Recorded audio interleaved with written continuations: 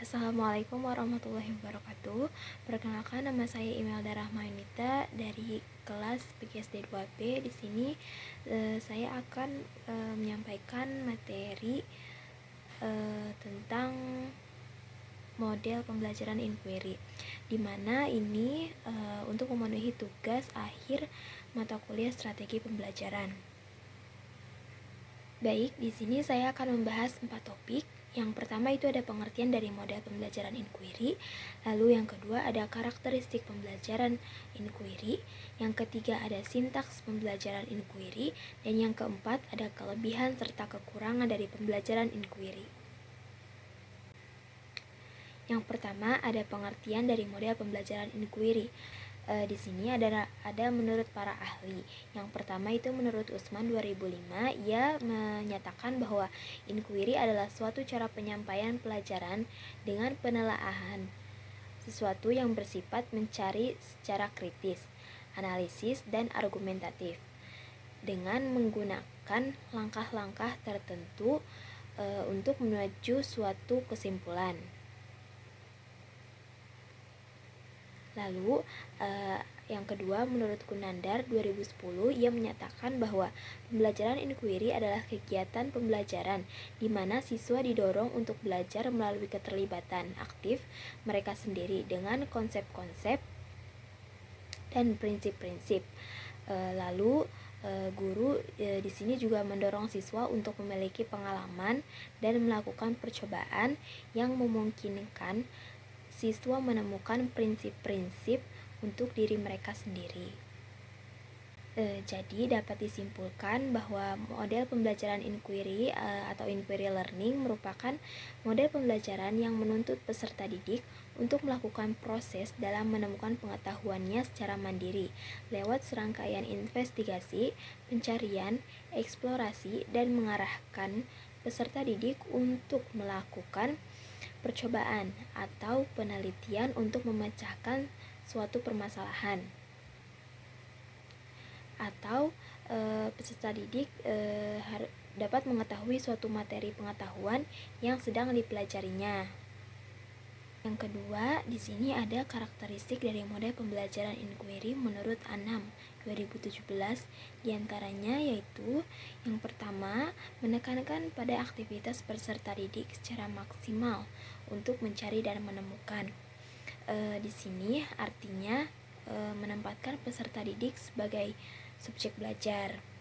Lalu yang kedua itu seluruh aktivitas yang dilakukan peserta didik diarahkan untuk mencari dan menemukan jawaban sendiri dari sesuatu hal yang dipertanyakan, sehingga hal tersebut diharapkan dapat menumbuhkan sikap percaya diri dan menempatkan guru sebagai fasilitator dan motivator belajar peserta didik. Lalu yang ketiga, mengembangkan kemampuan berpikir secara sistematis, logis, dan kritis. Di sini dengan demikian peserta didik tak hanya dituntut untuk menguasai materi saja, akan tetapi lebih pada bagaimana mereka dapat menggunakan potensi yang dimilikinya untuk lebih mengembangkan pemahamannya terhadap materi pelajaran tertentu. Di sini ada sintaks dari model pembelajaran inquiry. Langkah dalam proses pembelajaran menggunakan metode inquiry learning menurut Wardoyo tahun 2015 yaitu sebagai berikut. Yang pertama, exploration tutorial. Dalam tahap ini, siswa akan melakukan kegiatan eksplorasi untuk menemukan sesuatu yang baru berdasarkan pemahaman awal yang dimiliki oleh mereka. Lalu yang kedua itu self-directed learning. Di sini siswa belajar secara mandiri berdasarkan dari perkembangan pemahaman setelah tahapan eksplorasi didapatkannya. Artinya bahwa setelah melakukan tahapan eksplorasi, maka siswa akan menemukan konsep baru yang harus dipelajari dan dipahami secara mandiri. Lalu yang ketiga ada review tutorial. Merupakan tahapan ketiga di mana pada tahapan ini Siswa mempresentasikan hasil temuan yang didapatkannya dari proses self-directed learning. Yang keempat, ada consolidation tutorial. Siswa bersama-sama dengan anggota kelompoknya melakukan konsolidasi terhadap hal-hal yang mereka temukan. Konsolidasi dilakukan dengan diskusi kelompok maupun presentasi. Lalu yang terakhir, yang kelima itu ada plenary tutorial, yaitu siswa merefleksikan pembelajaran individu dan kelompok dengan fasilitator. Dalam tahapan ini, penguatan diberikan oleh fasilitator pendamping yang memberikan pembimbingan pada saat proses pembelajaran berlangsung.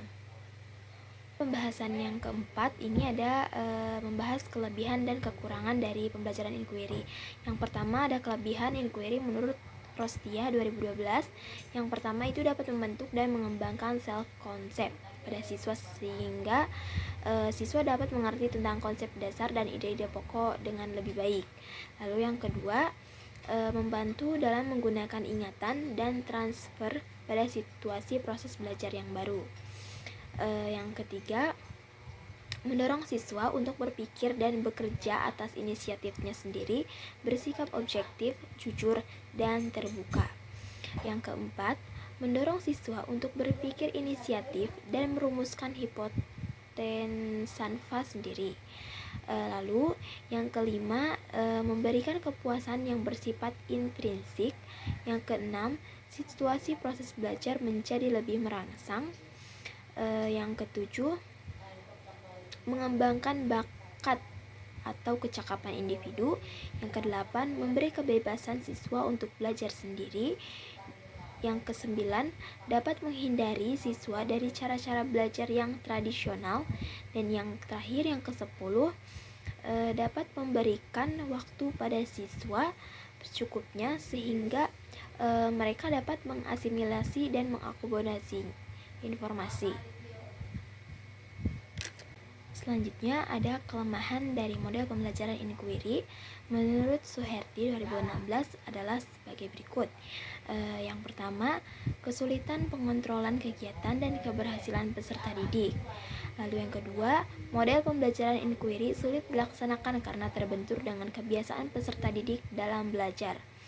Yang ketiga, terkadang dalam implementasinya memerlukan waktu yang panjang sehingga sering pendidik sulit menyesuaikannya dengan waktu yang telah ditentukan. Lalu yang terakhir, yang keempat, itu selama kriteria keberhasilan belajar ditentukan oleh kemampuan peserta menguasai materi, maka model pembelajaran ini akan sulit diimplementasikan oleh setiap pendidik. Yang terakhir di sini ada simpulan. Metode pembelajaran inquiry ini mendorong peserta didik untuk aktif terlibat dalam proses pembelajaran. Mereka tidak hanya menjadi penerima informasi saja, tetapi juga berperan menjadi peneliti dan pemecah masalah. Dalam metode ini juga dapat mengembangkan keterampilan berpikir kritis peserta didik seperti evaluasi, analisis, dan sintesis informasi. Siswa belajar untuk memahami proses pemikiran dan mengambil keputusan berdasarkan bukti nyata.